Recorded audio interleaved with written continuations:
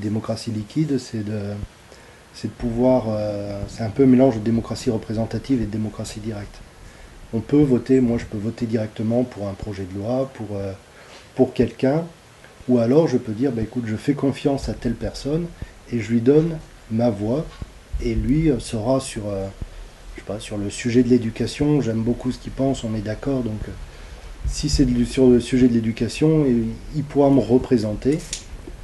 Si je l'entends dire des choses qui ne me plaisent pas sur un point particulier, je peux reprendre ma voix et voter directement ou donner ça à quelqu'un d'autre. Donc ça, c'est ce qui apporte le côté fluide. Donc liquide, c'est la mauvaise traduction de liquid en anglais, qui veut plutôt dire fluide que liquide.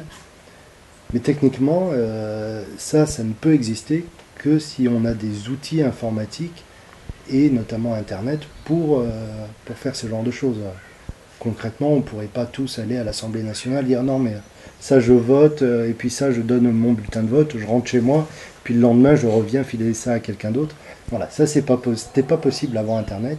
C'est ce que aujourd'hui Internet et le numérique peut apporter, qui permet de changer un peu les choses. Donc, la démocratie liquide, elle n'empêche pas la présence de leaders d'opinion.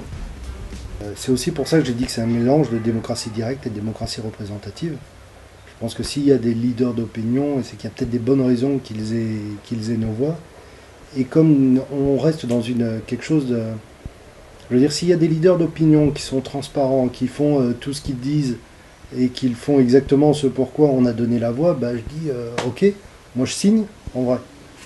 C'est pas souvent le cas. Et si jamais le gars fait pas ce qu'il faut, on prend sa voix et on donne à quelqu'un d'autre. Donc je vois pas... Enfin pour moi c'est pas un problème, c'est presque même... j'aurais tendance à le tourner comme un avantage. Il y a des gens, ils ont autre chose à faire, ils sont pas intéressés par la politique.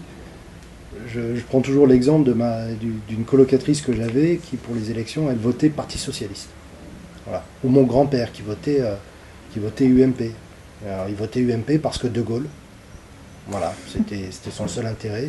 Ma colocatrice qui votait socialiste parce que socialiste, quoi. Mais elle ne pouvait pas supporter que je mette une émission politique ou qu'on parle politique. Donc, ce genre de personnes, je ne vais pas lui demander d'aller choisir, d'aller voter, d'aller machin. Donc au moins, là, ils donnent leur voix à quelqu'un et puis le résultat sera le même pour eux. Et pour tous ceux qui ont plus d'avis et qui ont plus d'envie, et ben là, au moins, il y a la liberté et la fluidité que de toute façon, on n'a pas aujourd'hui.